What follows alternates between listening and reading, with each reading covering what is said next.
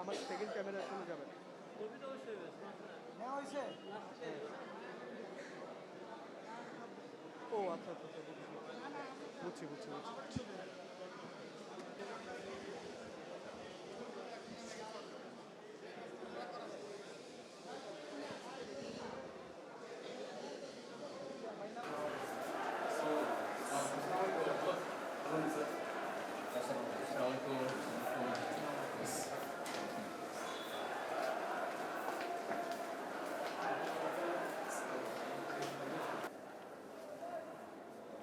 একটু কষ্ট দিচ্ছি স্যার।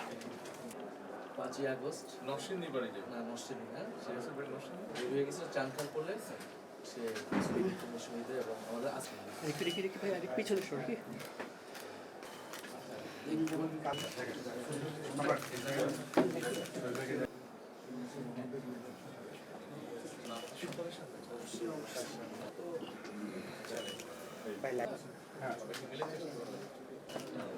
সবার থেকেই দায়িত্বশীল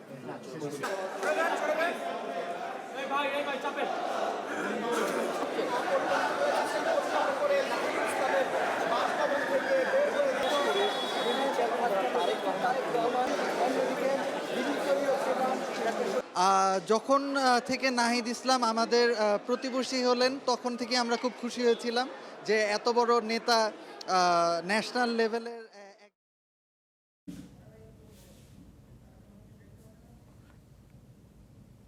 তার বাসার ভেতরেই সম্ভবত প্রবেশ করেছেন।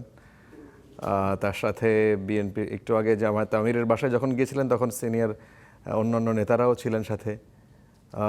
মির্জা ফখরুল ইসলাম আলমগীরকে দেখা যাচ্ছে সাথে, নজরুল ইসলাম খান সম্ভবত, সার্জিস আলম আছেন এই বাসায়।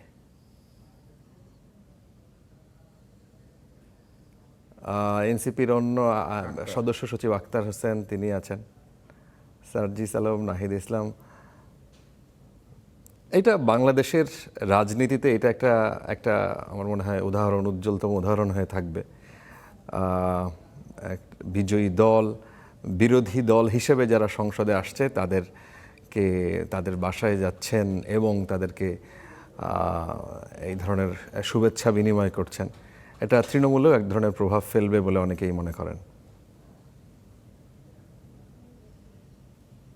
তুষার ভাই, এই বিষয়টাকে আপনি কিভাবে দেখেন? আমি বিষয়টাকে ভালোভাবে দেখি। এটা তারেক রহমানের উদারতা বা এক ধরনের বন্ধুত্বমূলক আচরণের হাত বাড়িয়ে দেওয়ার একটা প্রতিশ্রুতি। উনি যেটা বলেছিলেন যে উনি সবাইকে সাথে নিয়ে কাজ করতে চান। যেটা আমাকে দুঃখ দেয় যে এনসিপির এই পুরো ফ্রেমটার মধ্যে দেখেন কোনো নারী নাই। আচ্ছা, নারীবিহীন একটা রাষ্ট্র তৈরির যে প্রক্রিয়া, সেই প্রক্রিয়া অব্যাহত আছে। না, এই যে ভিড় ভাট্টা অনেক বেশি, ভিড় ভাট্টা, ইলেকশন করতে পারবে না নারী, এখানে দাঁড়াতে পারবে না নারী, আমি এটাতে মনে করি এনসিপির পক্ষ থেকে অন্তত একজন নারী নেত্রীর এখানে থাকা উচিত ছিল। এটা তো সার্জিসেরও বাসা না, আক্তারেরও বাসা না। আক্তার আর সার্জিস আসতে পারলে ওরা কেন আসতে পারবে? এনসিপির অনেক নারী নেত্রী যারা জামায়াতের সাথে জোট বাঁধার কারণে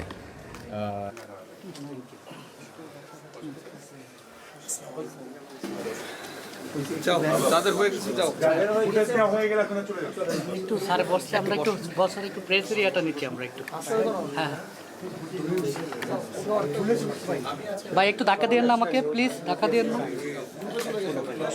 ভাইয়া, ধাক্কা দিয়েন না।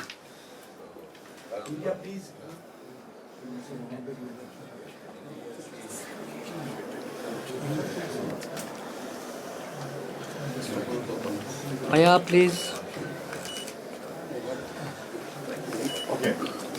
ভাইয়া ভাইয়া প্লিজ প্লিজ।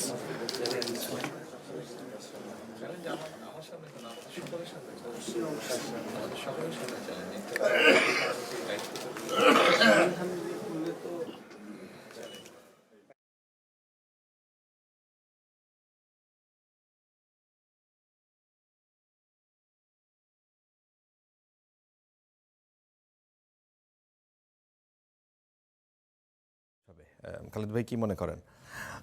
যেহেতু নির্বাচন পরবর্তীতে এক রকমের সহিংসতাও আমরা দেখলাম এবং সেখানে এই মেসেজটা নিশ্চয়ই তৃণমূলে হয়তো এই ধরনের গোলযোগ থেকে মানুষকে হয়তো একটু নিবৃত্ত করবে মানসিকভাবে। না, ডেফিনেটলি আমার কাছে মনে হয় যে যত বেশি আপনি যাদেরকে প্রতিপক্ষ মনে করেন তাদের কাছাকাছি আপনি যাবেন, তত আপনাদের মতেরও